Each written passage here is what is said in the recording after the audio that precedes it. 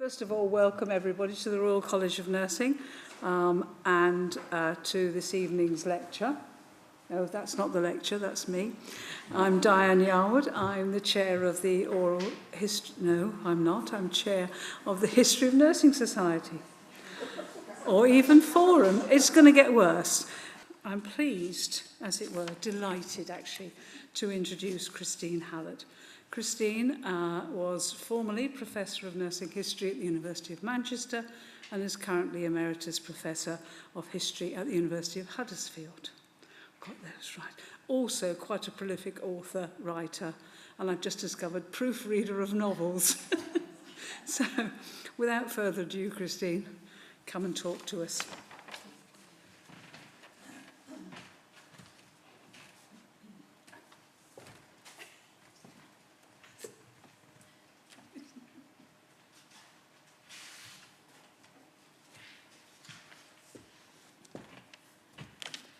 Thank you very much, Diane, and thank you, Teresa and Sarah and the RCN for inviting me to give the history lecture this year.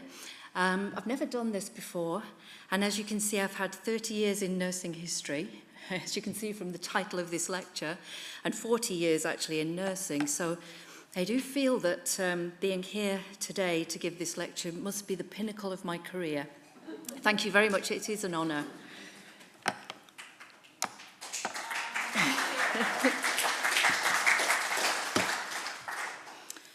So I'd like to also thank the History of Nursing Forum, of course.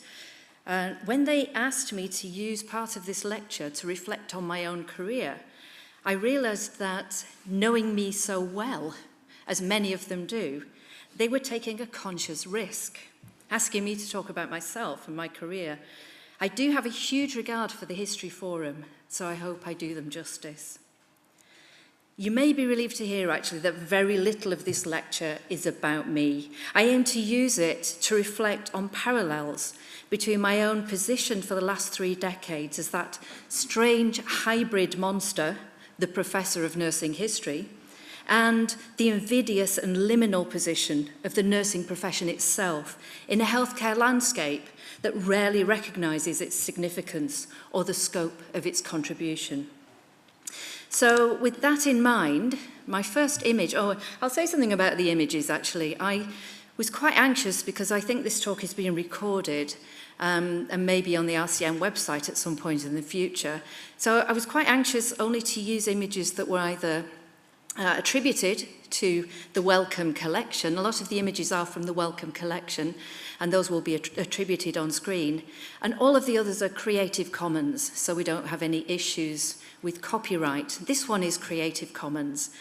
And I thought I would start with this quite invidious image of very stereotypical nurses, female nurse, male patient, and these being not really professional nurses at all, but VADs, volunteer nurses. So just to make the point really that very often images can be quite deceptive in terms of what they're actually portraying. And images and photographs of nurses are very often very carefully posed. As you can see, this one is. Everyone's sitting very still and is very solemn and doing what they should be doing, and very clean indeed. The bed is perfect, of course, as well. The hospital corner is in evidence. Don't forget that. That's very important. Okay, so nursing is, perhaps, the one profession whose members do not assume a sense of their own power. Instead, they wonder about power, worry about power, seek power, and yet avoid it at the same time. They assume a political powerlessness that conceals the realities of their power to heal, to help, to lift the societies in which they quietly operate. Their relationship with power is an approach avoidance one, I think. If you look at the British nursing profession over a period of 180 years, from about 1840 to about 2020, you notice that each time the profession has attained a modicum of power, be that ideological, professional, or practical, its members and its leaders have often stepped back or allowed themselves to be nudged back into a more powerless place, or indeed a powerless place. Generally, I would argue patients have been the losers in that process. So as well as studying some examples of individual powerful nurses, this paper will also consider a number of pivotal moments in the profession's history when its members flirted with power or engaged in a power struggle and then drew back. British professional nurses have always walked their peculiar high wire of power, falling frequently, never quite reaching the safe platform at the other end of the wire, never quite seeing the view, never looking down on the crowd, never hearing the applause, which never comes. So coming on to me now, as invited, my personal story is pretty mundane. My decision to become a nurse was not made from any knowledge of what nursing really meant. I had no immediate relatives who were nurses, and my only experience of being a patient was of being stitched up in accident and emergency in Oldham after somehow accidentally throwing myself through a plate glass door at the age of 15. I could tell you the story, but it would be too much of a digression. But like so many teenage girls of my generation, my thinking went something along the lines of, I just want to do something worthwhile that will help people and won't be boring. And sure enough, it never was. In truth, on a deeper level, I was fascinated by the mystique of nursing, the idea that nurses moved in the spaces between strength and weakness, health and illness, wholeness and suffering. Those were spaces I felt only the powerful could inhabit. I assumed that the training I'd selected for myself at the prestigious University of Manchester would give me the knowledge and skills I would require to enter those limbic spaces, would induct me into the mysterious skills that enabled one to enter and leave those dangerous territories.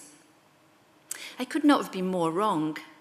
My 4-year degree programme at Manchester taught me resilience, and it taught me self-doubt. It emptied the well of enthusiasm with which I'd entered academia and refilled it with angst and disillusionment. But don't worry, it's not all bad. I did have a lot of fun there as well, and have lifelong friends I met on that degree programme, and it was good. It was a good programme. This is the setting.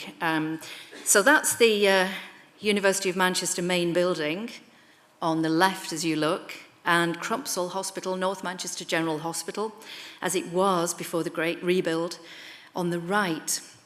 So we did spend quite a lot of our time at Crumpsall, and also quite a lot of our time at Manchester Royal Infirmary, and quite a lot in the community. We didn't spend much time in the grand main building of the University of Manchester. We were right at the back, in the back corner of the Stopford building, the medical school. So you had to walk about a mile past all the labs, to get to the Department of Nursing. So my previous comment doesn't mean that the education I received at Manchester was a poor one. Far from it. There was much to admire. I and my cohort were amongst the earliest nurses to undertake a degree in our chosen profession. The first to be assured that even though our discipline was an amalgam of physical and social sciences, it was nevertheless an integrated whole. There were many health professions, and each was its own specialism. But there was something that only nurses did. Only nurses saw the whole patient. Only nurses healed. This truth was thoroughly conveyed, and we acolytes believed it. Yet somehow the how of achieving that wholeness for our patients would always be just beyond our reach. So this image, I didn't have an image of Bachelor of Nursing students. I think this is actually, it's Creative Commons, and I think it's actually an image of American students, and it's obviously, quite, it's a really interesting image for lots of reasons, which I'm not going to go into because I would, again, digress too much. But this is exactly like the uniform we wore. So at Crumpsall, North Manchester Hospital, student nurses and nurses generally wore the NHS and the national uniform, the blue and white check. And at MRI, students wore a green uniform and staff nurses blue. So we really stuck out like sore thumbs. We were very much outsiders as the B nurses, the Bachelor of Nursing students. But after I graduated, and after 4 rather frustrating years spent in community nursing and health visiting, I was invited to return to the university to participate as a research assistant on a project to study what was effectively the national rollout of my own education.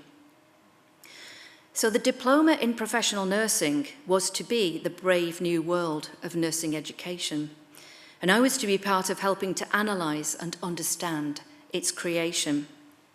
But Project 2000, or P2K, as we learned to call it, was at the time and in the short term, I would argue, a well-meaning failure. It was then itself reformed and changed in many ways, but it was very difficult. Its implementation at the time was very difficult. When I began to teach nursing, I was invited to focus on those areas in which my department required a lecturer, epidemiology and public health. So I learned quite a lot about those subjects. I also supervised students both on hospital wards and on their community placements, trying my best to partner with them in the whys, the wherefores, and the hows of nursing practice. Again, the hows proved elusive. And I was rather restless and missed the arts subjects I'd studied at school. So I began to study for a part-time degree in history at the same university, Manchester, and at the same time as I was pursuing gainful employment there. My department supported my endeavours. Its head at that time, Christine Webb, was enlightened enough to believe that a humanities degree would enhance the teaching of a nurse lecturer. So times have changed, really. At that time, the university supported one of its members of staff. I even got reduced fees, to do a degree other than the one I was working in. So eventually it became obvious that my two interests, nursing and history, could work in harmony rather than as parallel careers. And I began working on projects relating to the history of nursing education, particularly a project on the degree programme at the University of Manchester, the programme I myself had undertaken. So, practitioner research doesn't really come into it. I was very much embedded in that subject. I always seemed to be circling back to that Manchester degree, but also circling back to my own more distant past, to my own family history in the industrial heartlands of England and Wales. So I also studied the history of occupational health nursing, particularly in northern mill towns like the one I'd grown up in. Finally, I found my way to the subject that was to be the focus of my attention for over 20 years, the work of professional and volunteer nurses of the First World War. A subject that provided fertile avenues of study, fascinated me, and enabled me to write 5 books focusing variously on nursing practice, nurses' personal writings, and the actions and perspectives of influential or famous nurses, such as Dame Maud McCarthy and Edith Cavell. And we've got portraits here of Dame Maud McCarthy on your left there, who was actually an Australian nurse, but was the matron-in-chief of the British Expeditionary Force in France and Flanders during the First World War. And then on the right, a more well-known figure, Edith Cavell, very much a British nurse born in Norfolk, and you will undoubtedly know the story of Cavell, who set up a school of nursing in Brussels, got herself involved quite deliberately, I'm sure, in espionage, as well as nursing, and was shot as a spy in 1915. In my book on Edith Cavell, actually, I argue that yes, all of that was the case, and she's been seen subsequently as a victim, just as a victim. But in fact, everything she was done very deliberately, and her main focus was always on nursing, and that's what people always forget. The story of Edith Cavell, like the story of so many nurses, doesn't focus on the nursing practice, and she would wish that it did, because that was always her deliberate focus. So always I found myself coming back to the question, in any given era, what was nursing really? What did it consist of? What was at its core? And that might seem like a simple question. Those might seem like simple questions, but they're not. They're I've found them incredibly complicated and unanswerable. So the beauty of those early 20th century nurses is that they cared enough to write about these issues. This is a portrait of Christine Strom. Again, I've got to admit, an Australian nurse, actually, but this is just such a beautiful portrait, and she's just so First World War. She's just got the image of the First World War nurse, and she was a wonderful writer. So the beauty of these nurses was that they cared enough to write about these issues, about what nursing was, about the nature of core nursing work, both the care work that kept patients alive and well, and the technical work that enabled the nurses to work alongside doctors implementing regimens of treatment. I recognise that this duality of nursing practice was both the profession's strength and its repeated downfall. Throughout my career, I found myself returning frequently to the theme of power. My earliest serious work in the realm of health history was a PhD in medical history, and my work gave me a deep insight into the nature of iatrogenesis and a deep sense of the two-sided nature of both nursing and medicine, both professions with the power to do great good and great harm. I looked at the many ways in which medical men managed to misunderstand the nature of puerperal fever or childbed fever, in an era in which ideas of contagion and infection were beginning to gain purchase on the medical mind, but before germ theory was accepted. As part of that study, I learned salutary lessons about iatrogenesis. It's often paired with ignorance, because it was almost always the men midwives themselves who lodged the infection in the wombs of the parturient women, the infection that gave rise to the devastating puerperal fever, well-meaning though these men were, of course. I also gained an insight into the power relations between the medics and the midwives of the time. The latter, the midwives, were often seen by the so-called professional experts as foolish and ignorant women. But it was the earliest male obstetricians, the professionals, whose actual lack of knowledge gave rise to epidemics that killed thousands of women across Europe. In this sense, I learned that the assumption of professional power could be deadly. At the same time, I noticed that the so-called nurses of this era were of two types: paid women of the class of domestic servants and independent female practitioners who were looked on with great suspicion by a medical profession that was gearing up for its campaign for professional recognition, a campaign it had essentially won by 1848.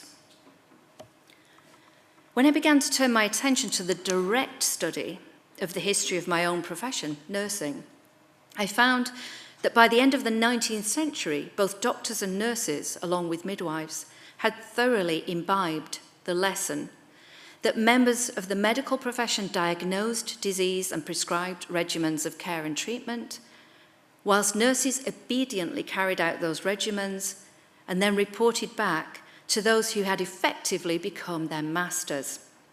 So, how did this ordering of the male medical, female nursing universe come about?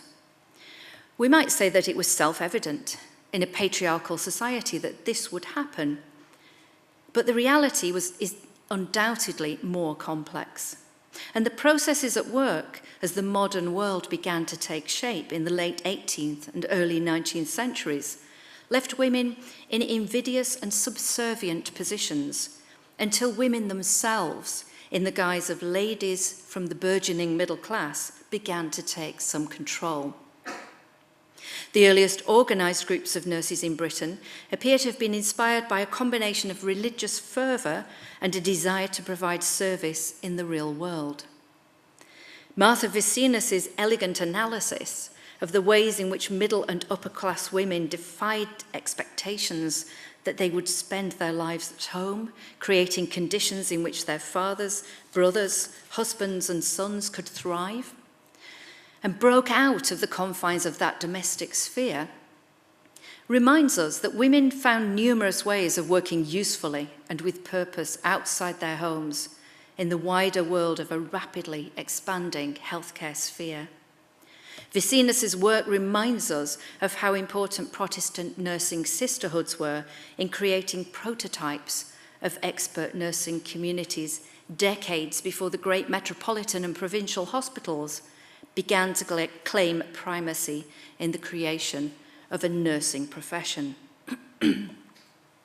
So perhaps the earliest such prototype was Elizabeth Fry's Institution of Nursing Sisters, created in 1840 and designed to provide a safe community in which women could practice nursing. This model soon proliferated. Among the most interesting mid-century sisterhoods were the St. John's House Sisterhood in London and Priscilla Lydia Selland's Devonport Sisters of Mercy. These avowedly religious communities were to dwindle and fade as the great schools of nursing came into their own. But they were important experiments in independence and autonomy, and therefore, as such, in the push for nursing identity. Judith Moore has shown that at St. John's House, when the sisters, under the leadership of Mary Jones, engaged in what can only be described as a power struggle with senior medical men at Charing Cross Hospital, the outcome of their assertion of autonomy was far from a foregone conclusion. But they did assert their right to self-government, and the control asserted by senior nurses over the deployment and practice of the women under their care and supervision remained in place, I would argue, right through until the undermining of both nursing and medical professions by the so-called general management of the mid-1980s. So what I'm saying is that for well over 100 years, from the mid-19th to the late 20th century, although the decision-making of senior nurses might be under the control of doctors and hospital administrators, and although nurses at all levels might act with deference towards their medical colleagues, nursing itself was an autonomous, independent practice. It was essentially self-governing. So we can't have a lecture on nursing without Nightingale. Of course, Florence Nightingale was instrumental in guiding the nascent profession away from the dangerous turbulence created by the religious affiliations of sisterhoods in a society in which the fracturing of Protestantism and the lure of Catholicism were seen as threats to both social and political stability. Where the sisterhood model of nursing had been underpinned by religious service and learned from a variety of European examples, Nightingale's expedition to the Crimea was seen as an opportunity to begin to enable British nursing to coalesce into a secular yet still spiritually inspired form of nursing. So I couldn't resist, and anyway it was available, using this highly romanticised image of Nightingale in the Crimea. Nightingale's struggle in the Crimea might appear to have been prompted by politics and religion. And there's a wonderful analysis of this by Carol Helmstatter in the book jointly edited by Anne-Marie Rafferty and Siobhan Nelson. There's a superb analysis of these struggles, these political and religious struggles. And these struggles were political, they were religious, but underlying these obvious power struggles was a more profound struggle, the struggle for nursing itself, the struggle to define the boundaries of its practice and to place patient care at its heart. In the Crimea, as in all scenarios where nurses worked closely with junior medical staff, boundary skirmishes were part of the landscape. Okay, skirmishes in Balaclava had nothing to these boundary skirmishes in Scutari Barracks Hospital. So a slightly more realistic image, but still a somewhat romanticised one, but with Nightingale right at the centre, nurses right at the centre of the image. There were elements of practice which nurses and doctors would fight over for decades, right up until the 20th century, when doctors actually found it was in their interest to relinquish these functions one by one. So as long as they wanted them, they clung on to them. But when they wanted to relinquish them, and I'll come on to this in a minute, they did hand them over to nurses. So back in the 1850s, in Crimea, the dressing of wounds was one of those functions, one of those practices that was fiercely contested. And it was fiercely contested right through the mid to late 19th century. In a letter to Sidney Herbert, written from the Crimea at the height of the war, Nightingale commented with ironic sadness on how medical territoriality could deny patients the best treatment. She was recounting a conversation with a senior medic. So this is I took this from Lynn MacDonald's volume, one of the volumes in her amazing 16-volume series of the works of Florence Nightingale, the volume entitled The Crimean War. And it's from a letter to Sidney Herbert, actually available in the British Library. So she's recounting a story about, how she's trying to enable the nurses to work with the medical officers.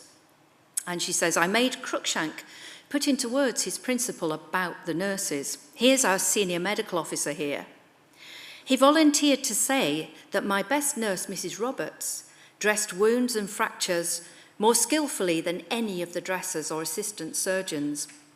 But it was not a question of efficiency, nor of the comfort of patients, but of the regulations of the service. That officially he should think it his duty to interfere if he saw a nurse dressing sores, because it was contrary to the regulations of the service, though privately he might wink at it for the sake of a patient's life. What could I say? Nightingale's other great service to the nursing profession, apart from her work in the Crimea, was the creation of the Nightingale School at St. Thomas's Hospital. This was not the most successful 19th century training school for nurses, but it was undoubtedly the most prestigious. Other prominent schools developed along Nightingale lines, both in the metropolis and in Britain's provincial cities. So a few images of late 19th century nurses for you here. Apologies, the one on the top left I'm pretty sure is American nurses, but I just couldn't resist the elegance of the uniforms and the dresses as part of this kind of image of nurses in the late 19th century. Just putting my other glasses on to check the time, actually. I think we're doing okay.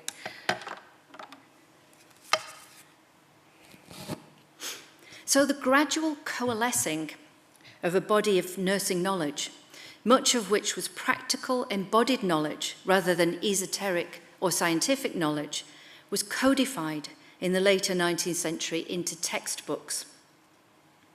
The two most prominent writers in this field, I would say, were Eva Luckers and Isla Stewart, who offered slightly different emphases. Where they agreed emphatically, though, was in emphasizing the boundary between the art of nursing and the science of medicine. And they did so very clearly and very simply in these late 19th century textbooks. And I've chosen an image of Eva Luckers here for you, matron of the London Hospital, writer of a number of lectures on nursing, which were eventually brought together into a textbook called General Nursing. Both Eva Luckers and Isla Stewart warned against any assumption by nurses of the power that the medical profession grasped to itself, a power based on knowledge and decision-making rather than on artistry and practical expertise. So in her first lecture, which she gave every year to, well, more than once a year, I think, to every new cohort of nurses, she said, and then wrote, and then published, I want you to think very seriously of the work you've taken up. It is not easy or insignificant. If you are tempted to fancy so, think of the power which rests in your hands. How completely all the doctor's efforts for his patients may be frustrated by careless carrying out or neglect of his orders, and how terrible the consequences may be. Life may be literally lost, or suffering cruelly increased by ignorant or inefficient nursing. So very much depends upon you that you can scarcely exaggerate the importance of making yourselves in every way fit for the trust which is reposed in you. Now, you could really unpack this quotation. You could spend, if you know, in the hands of a discourse analyst, you could spend half a day working on this, because it talks about the power that rests in the nurse's hands. But so much of it is about how the nurse must be deferential to the doctor's orders. The word order is used. And the nurse is not seen as somebody who would be making decisions or prescribing regimens of care. But nurses soon began to flout these invocations, to focus only on their power to do, not on their power to know. They began to claim both practical expertise and knowledge. And amongst their most audacious claims to knowledge was the assertion that they knew what medical doctors and their students were up to on the clamorous hospital wards of late 19th century London, and more particularly at Guy's Hospital, where a dispute arose between the hospital's established medical staff and a new reforming nurse, Margaret Burt. Now, this image of Guy's Hospital, again, it's welcome collection. I couldn't resist it because it's so beautiful and colourful. Obviously, it's not Guy's Hospital in the 1880s. It's clearly an 18th century image of Guy's Hospital, but I don't think the architecture had changed all that much by the 1880s. So this Guy's Hospital dispute is a very pivotal moment in the late 19th century for nurses. It was really amplified by Margaret Lonsdale, one of Margaret Burt's nurses, who published, she was pretty avant-garde, was Margaret Lonsdale, and quite an amazing figure. This dispute was loudly debated in a number of prominent journals. It caused significant fallout for members of the nursing staff at the hospital, and Nightingale was not happy. Nightingale and her nurses were not happy about it. It made, for them, they felt it made nursing too loud. Nursing shouldn't be claiming power. It should just be quietly asserting its power. And in a way, that's those are the kind of polarities that nursing has moved between, for hundreds of years, really. Claiming power, claiming its right to be what it should be, or just quietly getting on with it. That was the dispute of the time. But the dispute was ultimately settled by the hospital's governing committee in favour of the matron. Hooray! A sure sign that the right of nurses to govern their own practice was becoming more firmly established and was supported by the hospital administrators. The Guy's Hospital dispute can be seen as one of those pivotal moments for the nursing profession, in which some of its leaders claimed power while others drew back from it, a process that would be repeated for the next 100 years. These moments in which nurse leaders openly asserted their power were rare. More often, it was actually crises on the world stage, great crises, that thrust nurses into the limelight and demonstrated the significance and power of their life-saving work. So, back to the First World War. One of the most intriguing characteristics of First World War nurses was the way in which they radiated vulnerability and submissiveness, whilst actually wielding an elemental power over matters of life, death, and suffering. They presented themselves as rather docile and nun-like in their grey and white uniforms and flowing veils, and their behaviour appears typically to have been self-effacing and deferential, so they were often used as propaganda, as indicated in this central image here that relates to nurses on hospital ships, those ships being mined or torpedoed and nurses drowning. Then there are very stylized images like the one on the right as you look there. And I've added the one on the left as a more realistic image although the nurse is almost lost off the edge of the picture there.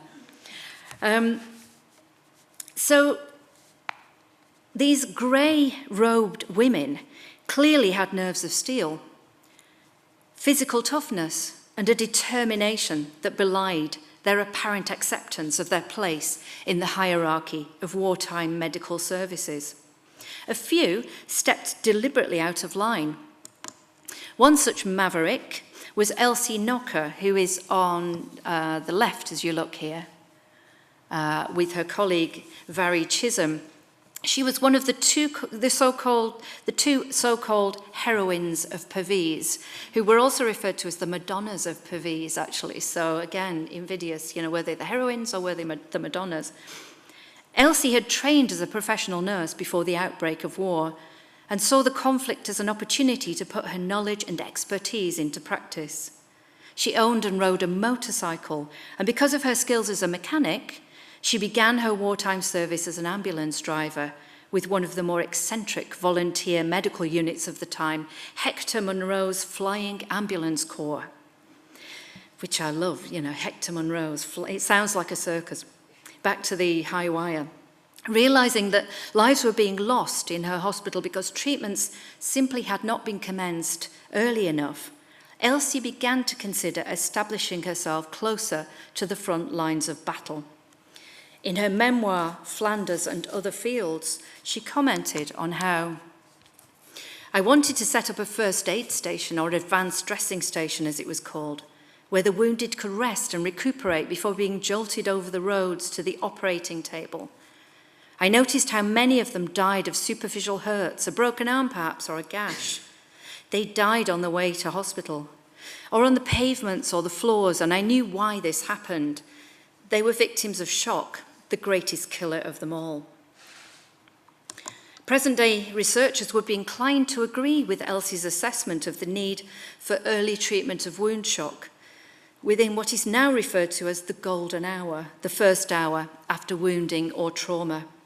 But of course, it was forbidden for women to serve at advanced dressing stations.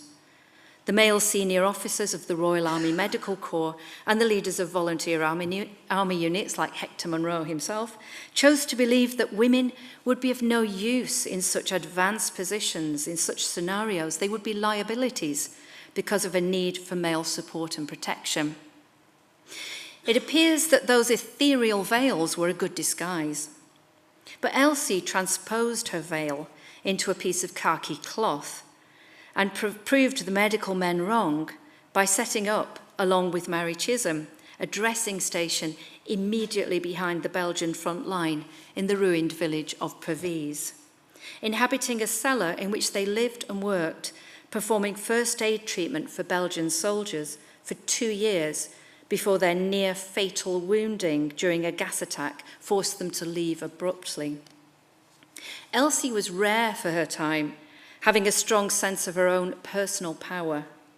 In her memoir, and she was very controversial as well and has been since, but in her memoir she's claimed, quote, "I possessed a kind of power which seemed to be able to drag men back literally from the jaws of death.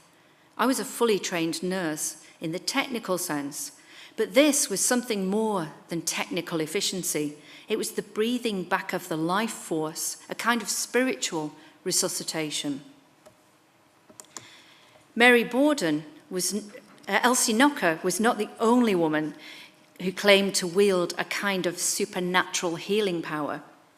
Millionaire Mary Borden, who was not a trained nurse actually, who funded what was effectively her own hospital behind the lines in Flanders, and who chose and directed the unit's nursing staff, wrote of how powerful she felt in the reception hut of her hospital, resuscitating wounded patients under the guidance of fully trained nurses, very much under the guidance of fully trained nurses. And in her memoir, The Forbidden Zone, she wrote of dragging men back from the abyss of death. Women such as Elsie Knocker and Mary Borden were actually very unusual, both in their perspectives and in their behaviour. Such a sense of personal power was only ever expressed by nurses who served in volunteer units. And even in these units, trained nurses rarely wrote this way, even in their personal diaries. So exceptions like Knocker and Borden throw into high relief the self-effacing nature of most British nurses of the time, who tended to write of how privileged they felt to be permitted to serve in casualty clearing stations or in base hospitals. None of the nurses who served with official military medical services wrote with confidence or assertiveness about their own roles in saving lives or alleviating suffering. They wrote more often about their patients and what their patients were going through. And it's difficult to escape the conclusion that their training in British civilian hospitals had taught them to either suppress or hide any sense of belief in their own innate power. Yet their very visible service during the First World War, along with, and this is important, the vigorous campaigning of retired St. Bartholomew's matron Ethel Gordon Fenwick, must mention that name. This visible service and the campaign that had lasted 30 years did gain British nurses the essential recognition of a professional register at the end of 1919. Another pivotal turning point in the profession's history, at which the nettle of power was won but not fully grasped, leaving British nursing floundering in the doldrums of post-war Britain. So that interwar period was one in which conflict between nurse leaders themselves became a barrier to the advancement of the profession. Recruitment at that time was poor, and pay and working conditions stagnated as successive governments grappled with the economic consequences of the world's first global war. Nursing had its register. It had closed its practice boundaries and gained clear recognition as a fully fledged profession. Yet its leaders were unable to turn these gains into any real improvements in the working lives of nurses. So I'll move on to the Second World War.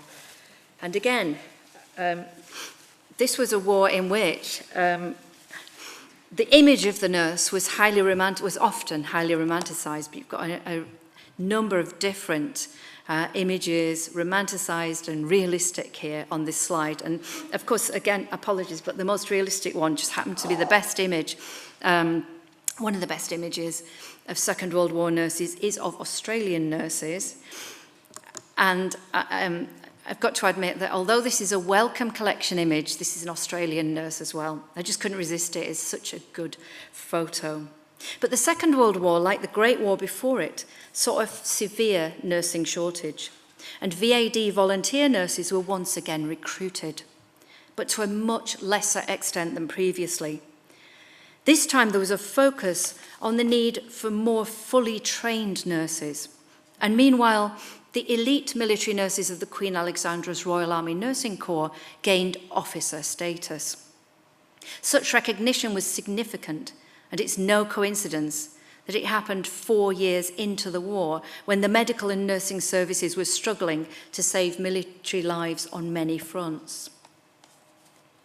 The Second World War has often been referred to by historians as the People's War, a war in which mass mobilization gave rise to claims that the mass of the people themselves deserved recognition and reward for the hard-won victory. The Labour government they voted into power agreed with them, establishing the National Health Service as one of the pillars of a new benevolent form of social contract between the people and its government. And yes, we still have it as yet.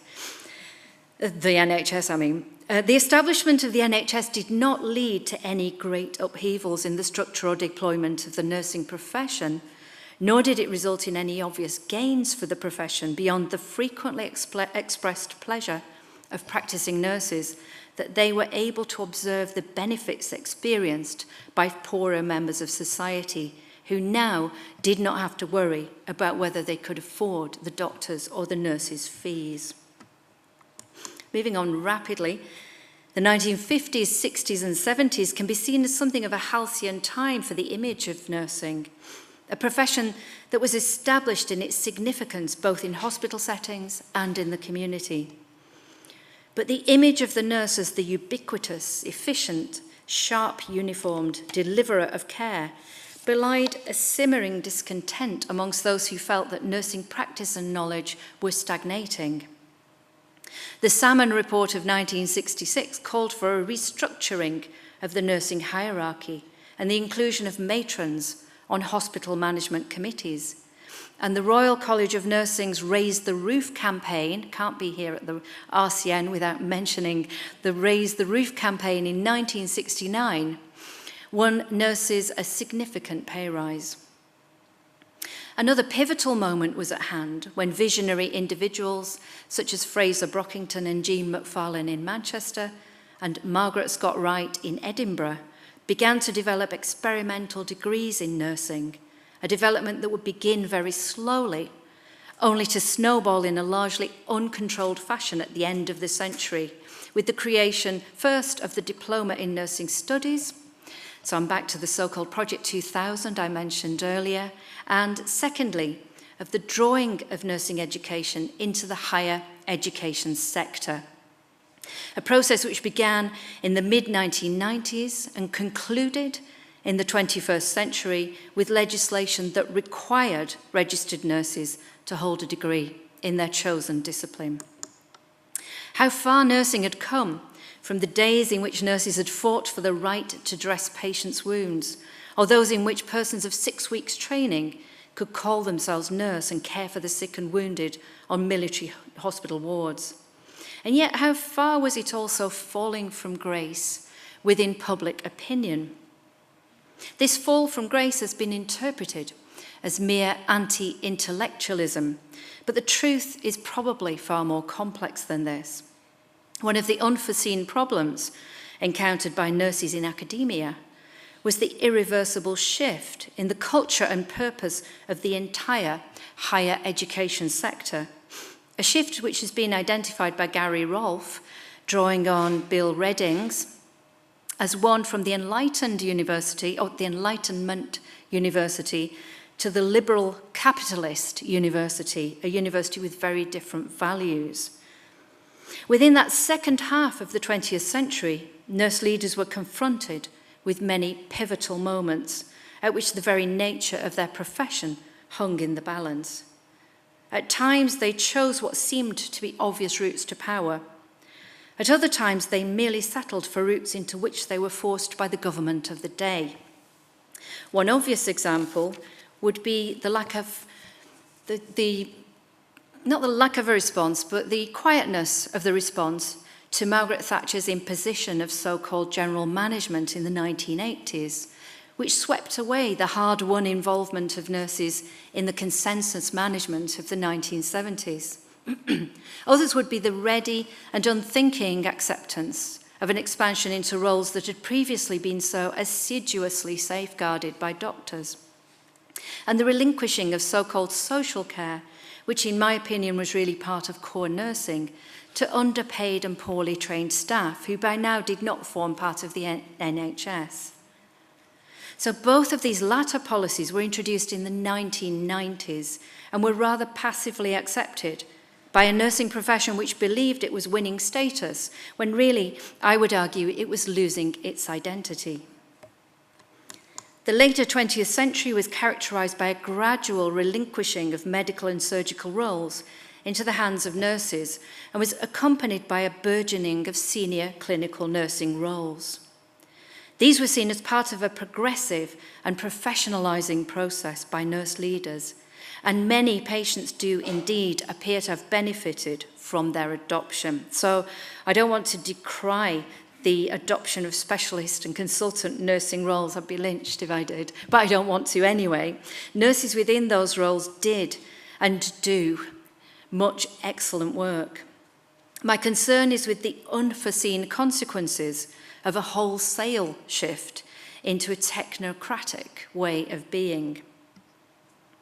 By the early 21st century, nurses were taking on medical prescribing roles that would previously have been seen as the domain of physicians and performing surgeries that only 20 years earlier would have been sacrosanct to the practice of fully trained surgeons.